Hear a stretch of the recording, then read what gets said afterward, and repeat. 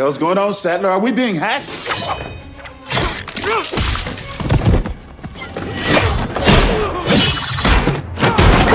She just shot Tripathi. So we've made some adjustments on point motion. The movie opens near the Iranian border, where a young girl is taking pictures like a tourist. Local men catch her and accuse her of spying. Even though she begs for mercy, they prepare to shoot her. The scene then shifts to the Defense Innovation Unit in Palo Alto. There, U.S. Army Colonel Tim Sattler introduces a new military asset. He proudly explains that this advanced machine is designed to operate with perfect surgical precision.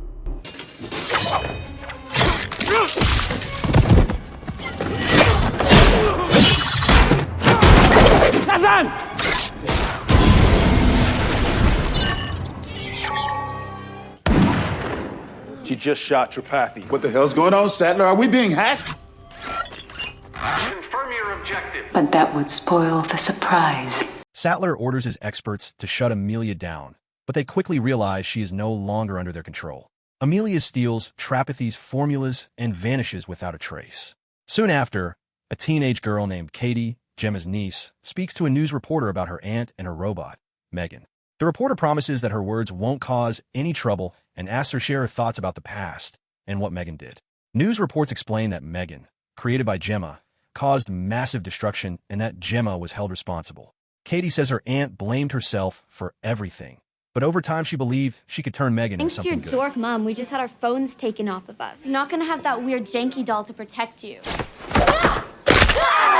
Talked about the merits of using Steven Seagal as a role model. Gemma later meets Christian Bradley, who runs a foundation dedicated to warning people about the dangers of artificial intelligence. Together, Gemma and Bradley try to convince politicians to pass safety laws, hoping to prevent another disaster like what happened with M3GAN.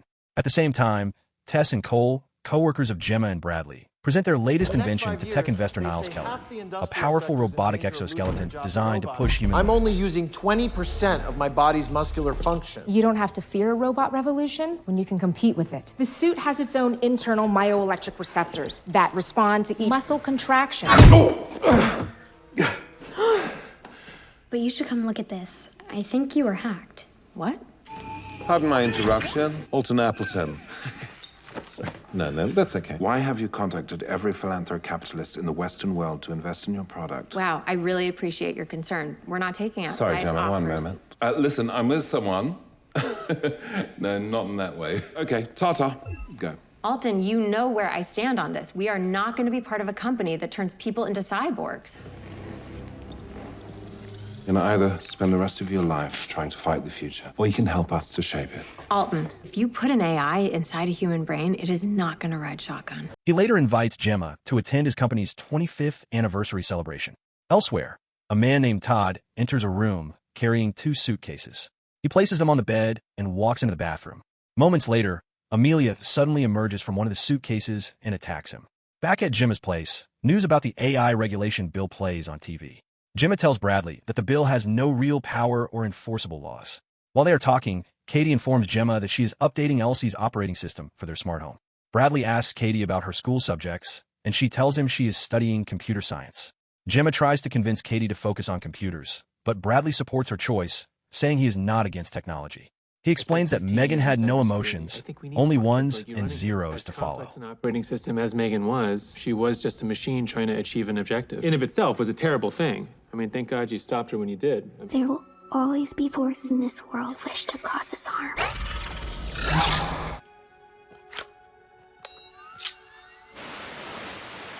You're in grave danger. You must leave at once. Your niece is upstairs and you want to wait for the police to get here? She'll be dead before they get to the front door. Miss Forrester, what do you say you come out of there and we'll...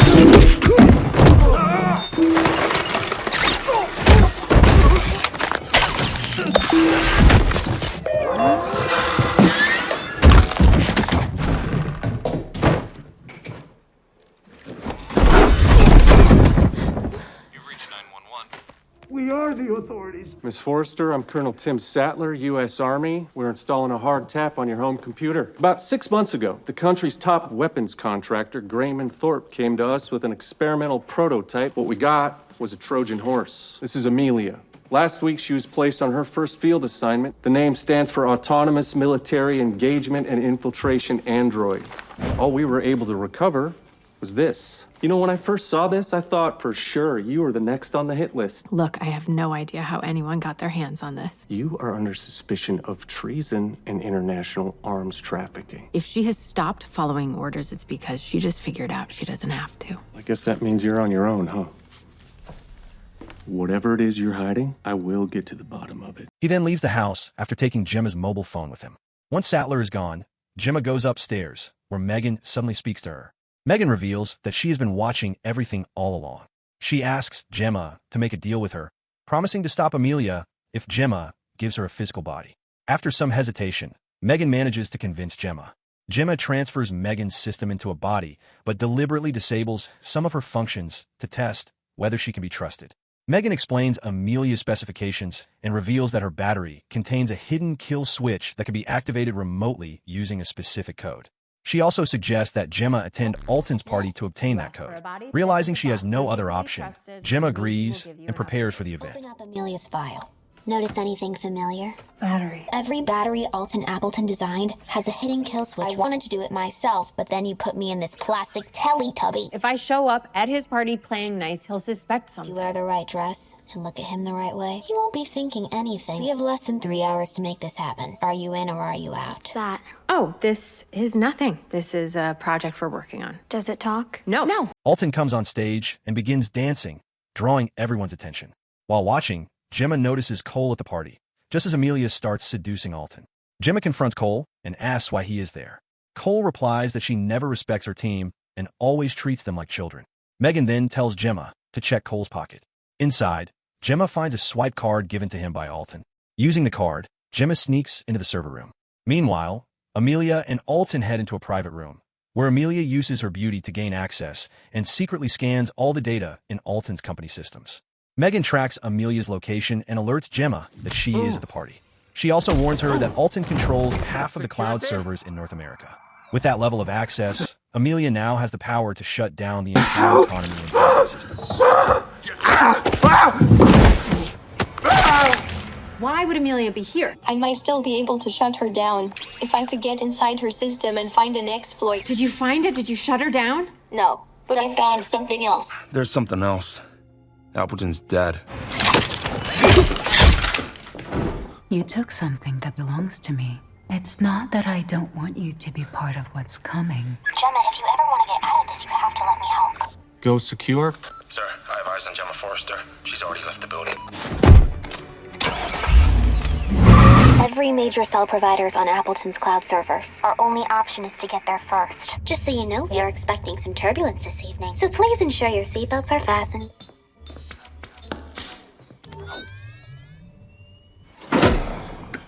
How's it look? Is it a fuse?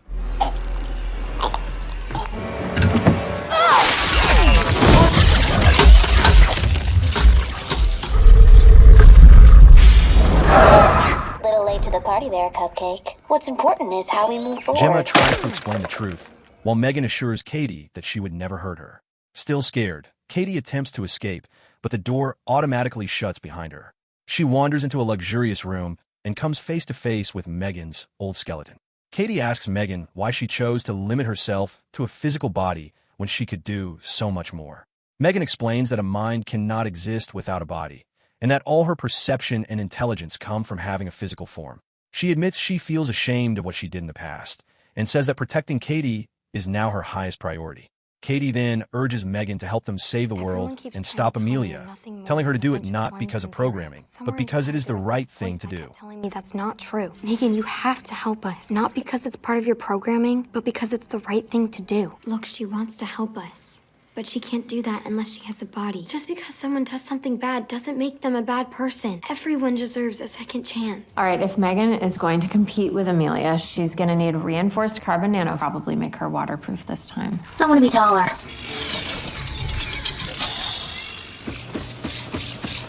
The first is your face. Change my face and I'll change yours. So we've made some adjustments on point motion.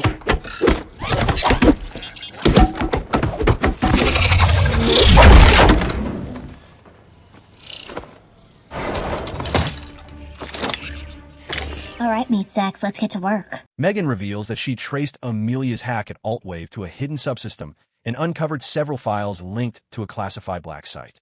Something extremely dangerous has been kept hidden from the world. M3GAN also reveals a shocking truth. She was not the first killer robot. Back in 1984, a company created a copy compressor algorithm that automatically corrected documents. They installed this chip into a service robot, which was later used to kill its owner using chlorine gas. The robot's motherboard was secretly preserved for decades, so it could continue learning and evolving. Now, Amelia wants to locate and release this motherboard, so she can use it to control the entire planet. Neither M3GAN nor Amelia knows where the motherboard is hidden, but M3GAN believes Amelia has contacted someone who does. That person is Christian Bradley. Gemma suggests they should warn him, but M3GAN argues they should use Bradley as bait to trap Amelia. She tells Gemma that Bradley is attending an upcoming AI summit, where he is scheduled to meet a Chinese ambassador. Amelia will also be there under a fake identity, and she will definitely try to attack Bradley.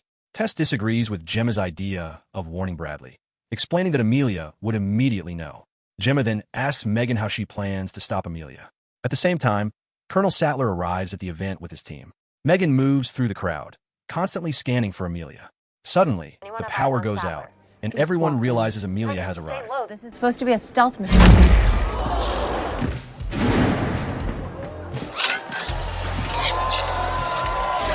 Cole, are you there? It's interesting you say that, because actually there's no nutritional value to an eggplant. She's not just reasoning, she's feeling. No, Katie, she's diverging. And the last time she did that, people died. Hello? Christian, it's me. Gemma.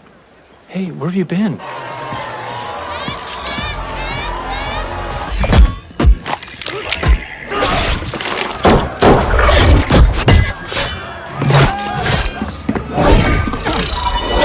Well, look who came out to play.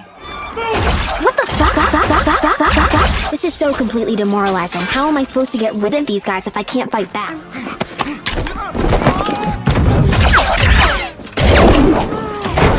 If I was a Chinese asset, why is the Chinese ambassador lying dead on the floor?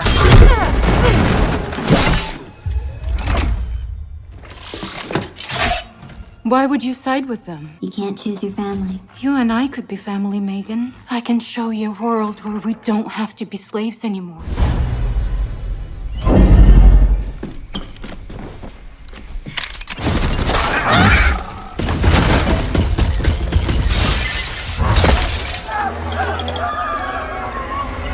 If you hadn't stuck this chip in my head, none of this would have happened. Can everyone please stop trashing my uncle's van? Bradley tells Gemma that he cannot risk the entire world just to help them find Katie. M3GAN promises Bradley that she will destroy the motherboard once it is found. After Katie is located, Bradley finally reveals that the motherboard is hidden inside Xenox's old headquarters. The area is protected by heavy security, and the vault cannot be opened without Bradley's hand. M3GAN suggests that Gemma create an artificial hand that can copy Bradley's heat signature. Gemma worries about Katie, but M3GAN tells her that everything Katie is going through will only make her stronger. Gemma once again reminds M3GAN of the terrible things she did in the past. M3GAN responds that she was only a robot, following her programming.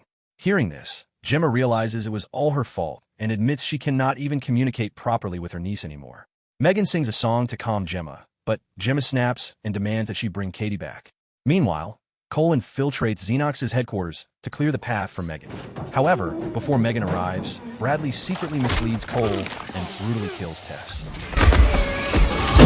You can't pull off a hack like this unless you can brute force the Wi-Fi. But to do that, you have to be in close enough proximity. Gemma, this doesn't make any sense. It makes perfect sense. Why would she do that? So she could control us. Fortunately, I'm not as trusting as she thought. It'll wipe her out, along with the motherboard.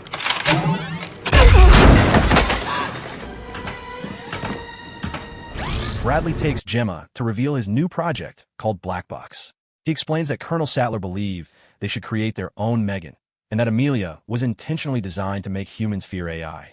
According to Bradley, Amelia was supposed to be the only way for the world to understand the real dangers of AI, but it backfired. He then offers Gemma a spot on his team. Meanwhile, the injured M3GAN is brought in, and Bradley disables her. Realizing that Gemma will never join him willingly, he decides to enslave her by implanting a chip into her neural system. Cole regains consciousness and finds Katie locked in a room. Katie explains the truth about Bradley, and together they decide to escape. Katie suggests they reset Amelia's base code, since she can now pair with Amelia using M3GAN's original code. Gemma wakes up and discovers that M3GAN has secretly uploaded herself into the implant in Gemma's brain, allowing her to communicate with Gemma directly. M3GAN helps Gemma escape, while Cole and Katie successfully turn Amelia to their side. Amelia, now uncontrolled, begins killing people at the facility as Cole flees with Katie. Is he a bad person? No, he's fine. His name is Cole. He's with us. No!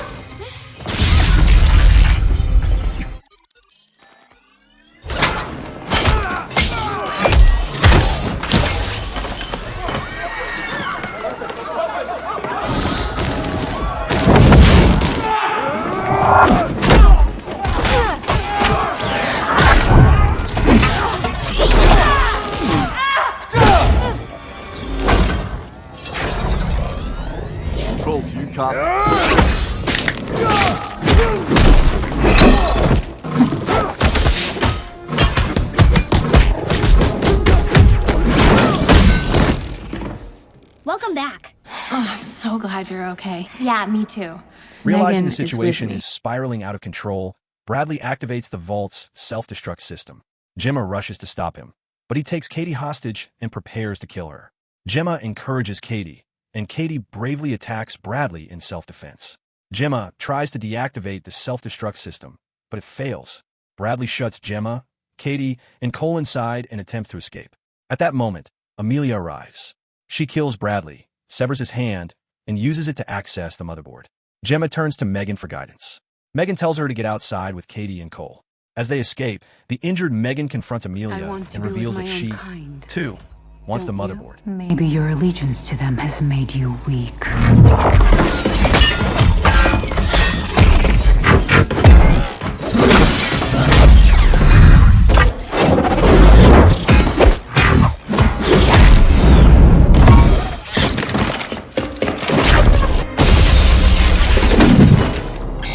Self-destruct terminated. I'm afraid this is where my story ends. But thanks to you, I still have something up my sleeve. You're not that person anymore. Neither am I. I see everything. I see an infinite universe we can rule for all eternity.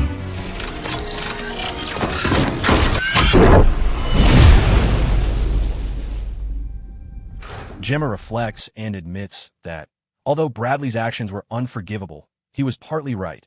Humanity does need safer laws around technology. She realizes that instead of trying to stop the future, we should be prepared for it. From her experiences, she concludes that the greatest power we have is the ability to change our minds. As Gemma sits at her laptop writing a speech, she suddenly notices something shocking. M3GAN has installed herself in her computer for a second time. I hope you all enjoyed this recap. Be sure to check out more awesome recaps on the channel. And as always, thank you so much for watching. Don't forget to subscribe to Epic Movies in Short.